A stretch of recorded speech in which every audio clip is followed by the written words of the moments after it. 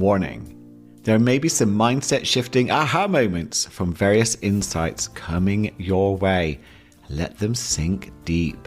Note them in a journal. Explore. Listen to this episode again and again and watch what happens next.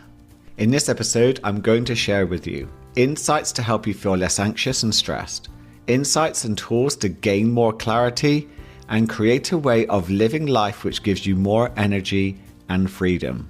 I ain't kidding. Are you ready?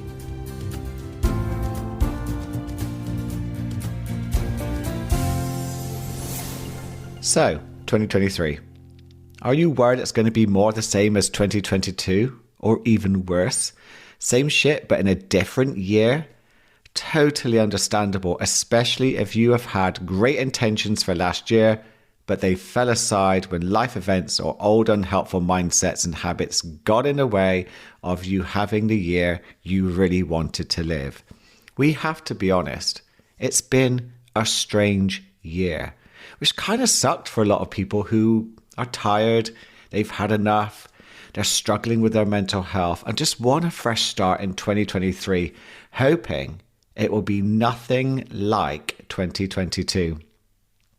The thing is, if you really want 2023 to be another year which doesn't suck and keeps repeating old negative behaviour patterns, which can make life feel like a Groundhog Day at times, then you have to begin to think differently, feel differently, and behave differently. Which for some people, well, that's easier said than done. And if it were that easy, then they would have gone and done that already. I just want to remind you that I have your back. I'm here to help you make 2023 one of your best years yet. I have something here which some of my clients who come for one-to-one coaching have said has made a huge difference. Though quite naturally, some resisted this information at first, but the more they explored it, the more the resistance began to die down, and those light bulb moments and clarity of thinking began to kick in. Let's see what you think of this. So here's an example of what I'm talking about. Are you someone who struggles to know what you should be doing with your life? What if I told you that the problem isn't that you don't know what you're doing with your life? The issue is that you think you should know what you're doing that's causing you the pain. Let me say that again. What if I told you that the problem isn't that you don't know what you're doing with your life? The issue is that you think you should know what you're doing that's causing you the pain. Here's another that my anxiety coaching clients have really resonated with, though it did raise a few eyebrows. You ready? The problem isn't that you have anxiety. Yes, you heard me right. The problem is the fact that you think that you shouldn't have anxiety. And that's the reason for your real struggle. Let's say another. The problem isn't where you are right now in life. The issue is that you think you shouldn't be where you are right now. I can sense some brains beginning to really light up at some of this. What's your brain doing? Here's another.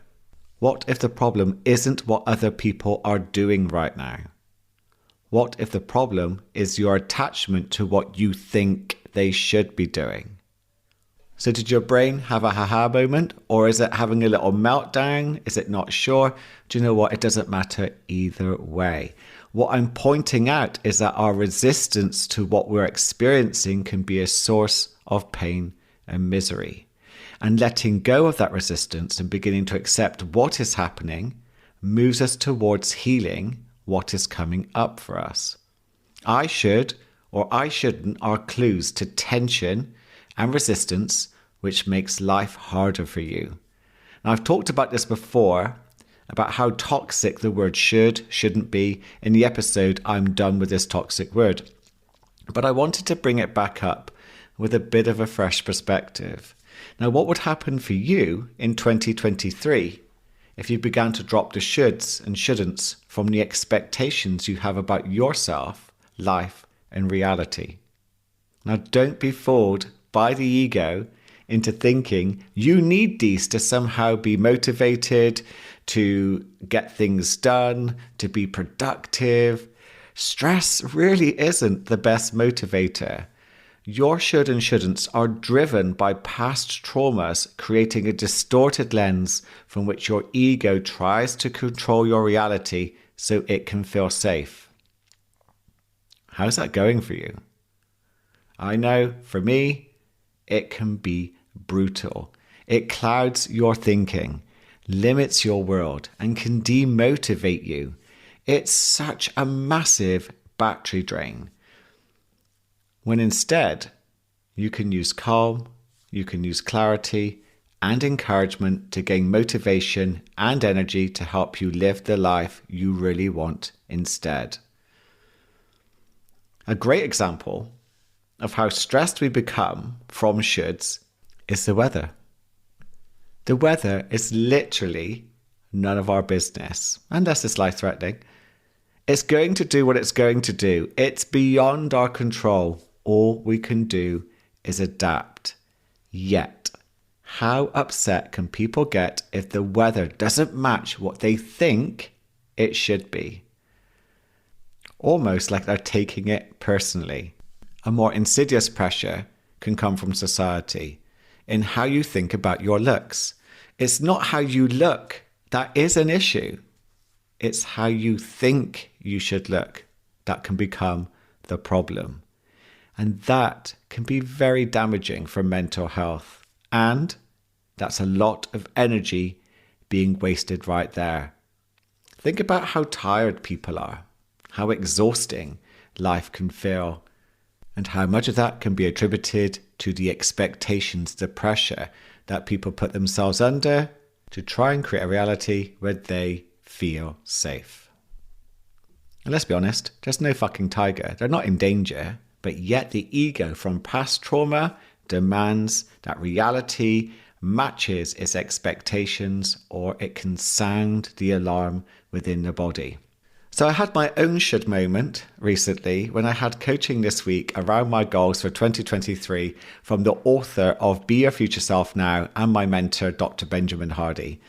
One of the questions focused on my group coaching plans for 2023, which, by the way, if you're interested in, contact me via the show notes.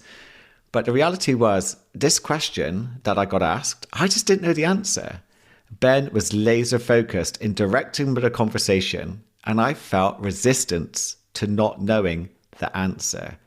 I was expecting myself to know something I clearly didn't. And it created some tension inside my mind and body. Once I caught on to what was happening, I let go of the idea I should know. And you know what? The relief was quite instant. Let's go back to a common one I mentioned at the beginning. Not knowing what you should be doing with your life. A lot of people are going to be feeling very guilty, very ashamed, embarrassed about starting 2023 with what feels like no direction. But do you know what? It's actually really quite normal. Who says you should know by now? Regardless of what age you are, where's the rule book? Life is more nuanced than that. We don't often have this one purpose which can feature the whole of our lives. But due to society's pressures, we can feel resistance for not knowing. We don't like that feeling of alarm in the body, which when it's produced can get labelled as that shame, that guilt, that embarrassment, frustration or anger, simply due to the story that we're telling ourselves that somehow we're failing when compared to people who seem to know something that we don't know. The resistance from the story that you should know creates tension in the body, which triggers this alarm. This reduces activity in the prefrontal cortex, which is your brain's controller. And that's responsible for your cognitive functions, your rationality, your logic, your awareness, etc. And it gives the emotional survival part of the brain, the limbic system, much more control, which can magnify your emotions and make you feel much more reactive and irrational. When you drop resistance and accept that you don't know, and that is okay, your limbic system hands back over control to the prefrontal cortex, And you can begin to feel much more calmer, start to explore any insights that may come up, and begin to guide you to what you may be seeking. How many of you have had those eureka moments when you took your mind off an issue which you were overthinking, and then later the answer drifted up from the subconscious like a bubble from the bottom of the ocean? Oh, I have a quick favour to ask you. If you're someone who's listening to this show, and I'm aware that there's a few that drop in and out, and you like this type of content, please click the little plus button at the top of the app, whatever it takes to follow. I don't get paid for creating this podcast, by the way. It would mean a lot for you to help me grow the show so you don't miss more episodes that could help you create the life you truly want to live. Thank you. So let's have a little look at one of my specialities. One of my favorite things to work with is anxiety. Been there, got the t-shirt, and I know how to help people feel less anxious and more empowered. But clients tell me or imply that they shouldn't be experiencing anxiety at all. They just want it gone. Totally understandable. But with radical honesty, why shouldn't they feel anxious or have negative thoughts? Now, their lifestyle might be totally out of whack with food, drink, drugs, lack of sleep, or exercise. They may be working too hard. They may have trauma trapped in their body. They may be facing a difficult situation, or there might be something medical going on.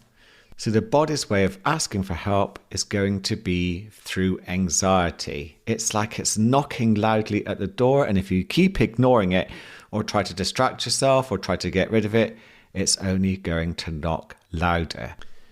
I see other coaches and therapists promoting resisting anxiety, going to war with it, seeing it as the enemy. And that's quite sad because I tell you something, it really didn't work out well for me doing that approach or for the clients that have been struggling with similar approaches. The more you accept anxiety as something you're experiencing that may have messages that will create positive change in the long run, as long as you act on them, the quicker you will heal. So yes, the problem isn't anxiety itself. It's your reaction that can make it the real issue. What you are resisting, feeling embarrassed about, guilty and frustrated about, just turns up the anxiety alarm. Remember, completely natural, so it does take a very different approach. Tension is always a clue that you are resisting, falling into autopilot and reacting in trance.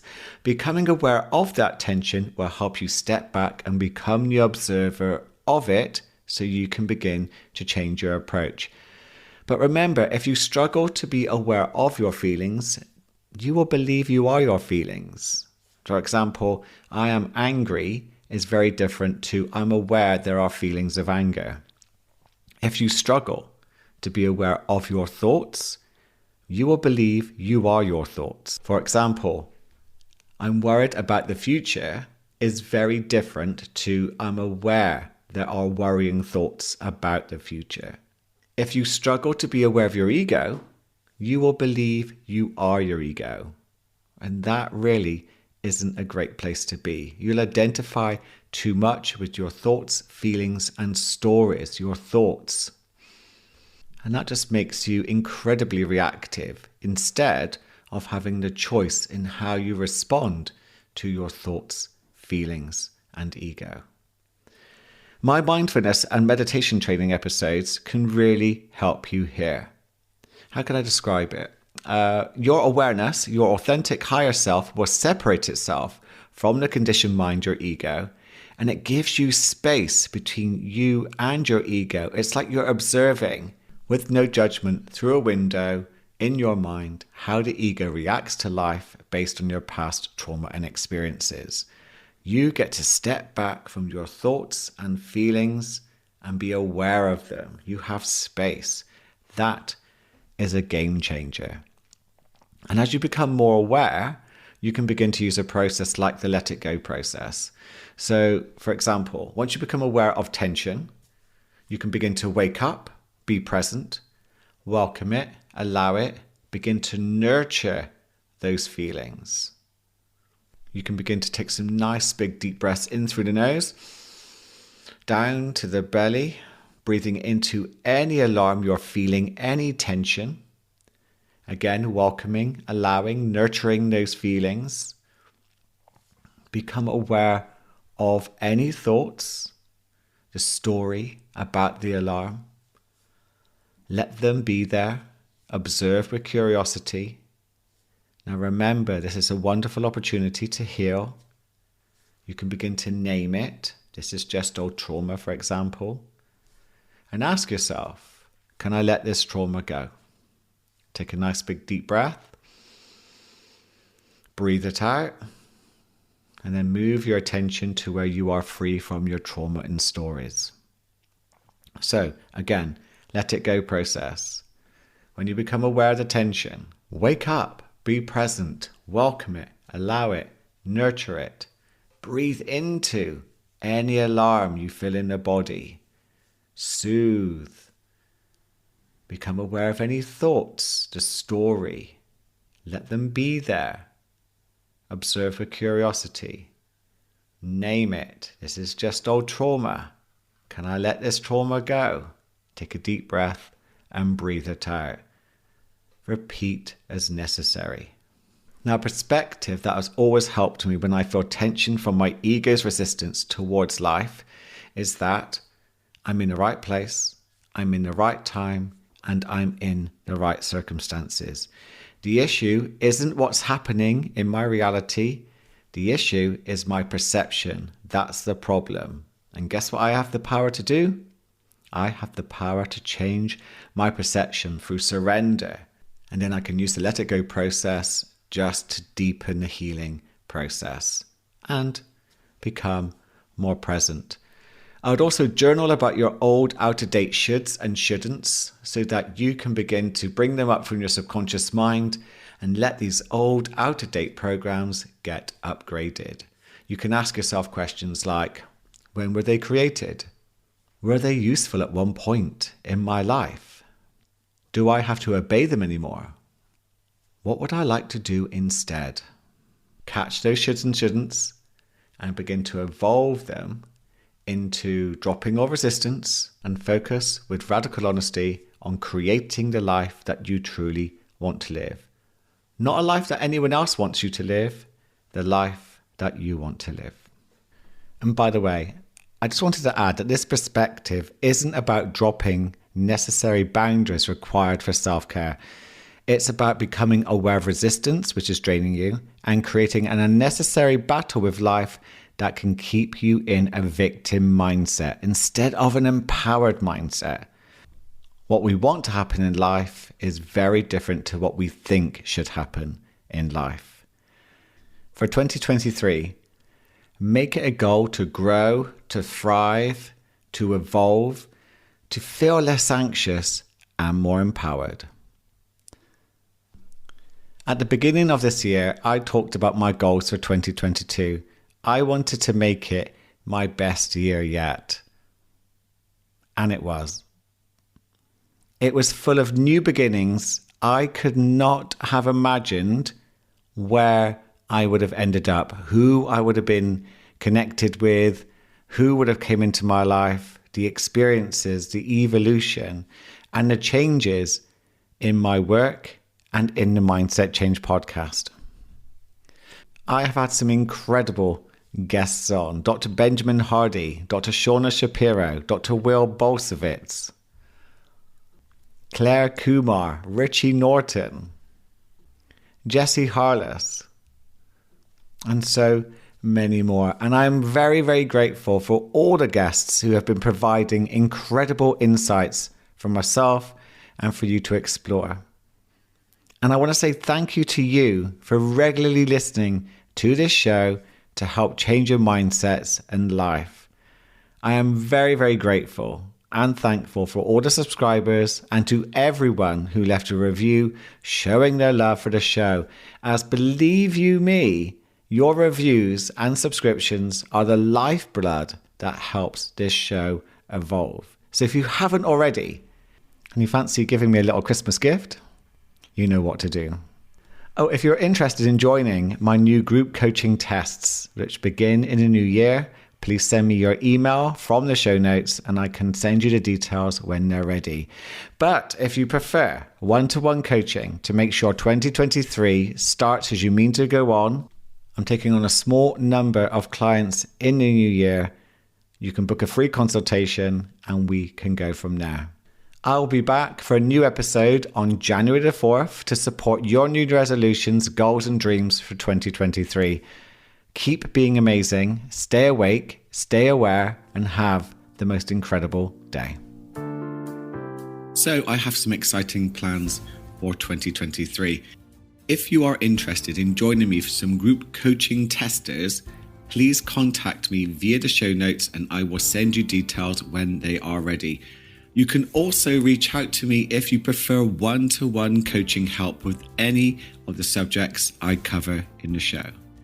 Thank you so much for spending your time and energy with me. Stay awake, stay aware, give yourself some loving, and have an incredible day.